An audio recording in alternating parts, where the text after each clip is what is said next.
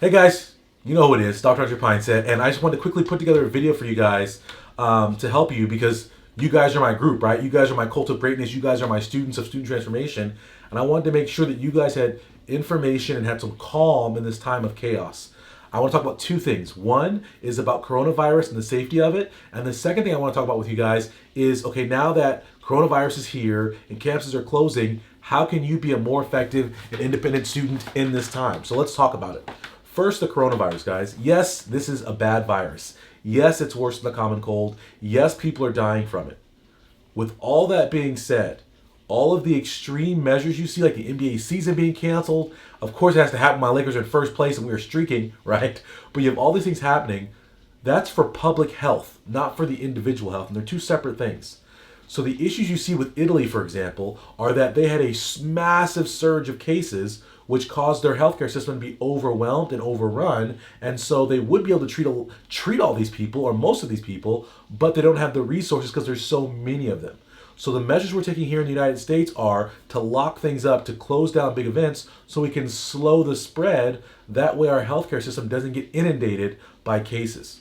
Because if we can keep the demand down, our healthcare supply will be able to more than adequately cover, and most people will be saved. Those that are elderly, those that are sick, who have heart failure, kidney failure, lung failure, cancer, diabetes, those patients are at even greater risk, and it's kind of, there is a high mortality rate for them, but it's still not off the charts. It's somewhere around 10%, 14%, so it's still not super high. So most people who get it, even the sick, even the elderly, will do fine. So I want you guys to rest assured, as young, healthy people, you're going to be okay. The important thing you can do is to cough into your elbow crease when you have to cough, right? Save other people around you. The second thing is don't let people cough onto you. And the third most important thing is to wash your hands. I know everyone's out buying hand sanitizer, clearing out the racks. And yes, that's cool. Like you can do that as you're walking in a spot. But more importantly, wash your hands thoroughly, 30 seconds, warm water with the soap, getting in all those cracks, right? I teach my daughter around, and through, and in between, and whatever. I forget the song exactly. She knows it now. But doing that hand hygiene. So protect yourself. Now that we got all that covered, the second thing I want to talk to you about is becoming an independent student. So as you guys know, I'm always preaching about you guys being independent. I say no excuses, just dominate. Like it doesn't matter what the obstacle, what the barrier is. And as part of that, the reason I can say that, people often think and misinterpret it as I'm saying, oh, like whatever issues you have, like they don't matter. Yes, they matter. But in order to overcome them, we must be prepared for that obstacle, right? So with coronavirus, we're as a country and as a world, we're trying to get prepared because we were caught off guard.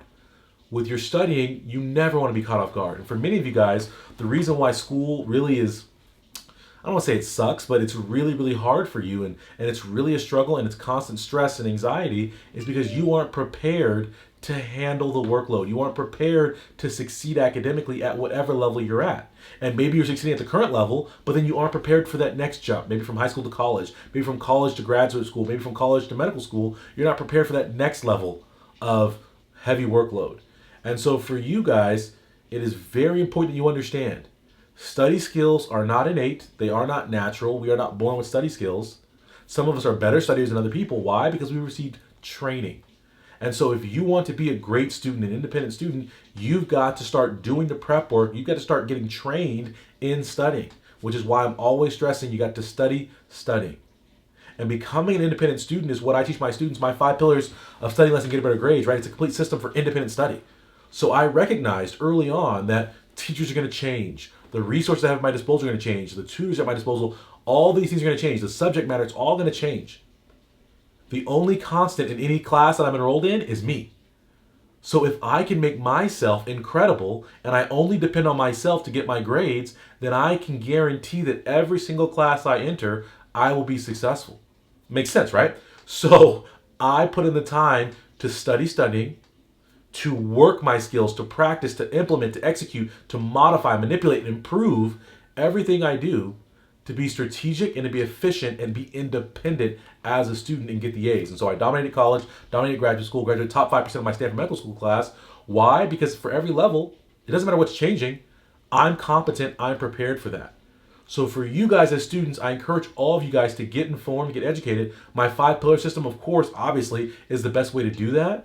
But if you can't afford that, if you aren't sure about that, I wanted to give you guys a couple strategies, a couple tips to help you be independent right here and right now. You ready? The first is, when you guys are being sent home from campus, the number one thing you guys have to do, it's going to be easy to act like it's not real school, right? You're home, you got your parents, you got your friends, you got all the distractions in the world. So what I want you guys to do is to insulate yourself from these distractions by doing a couple important things. The first thing is that you need to set yourself up to not be distracted, meaning you need to set a schedule for your life.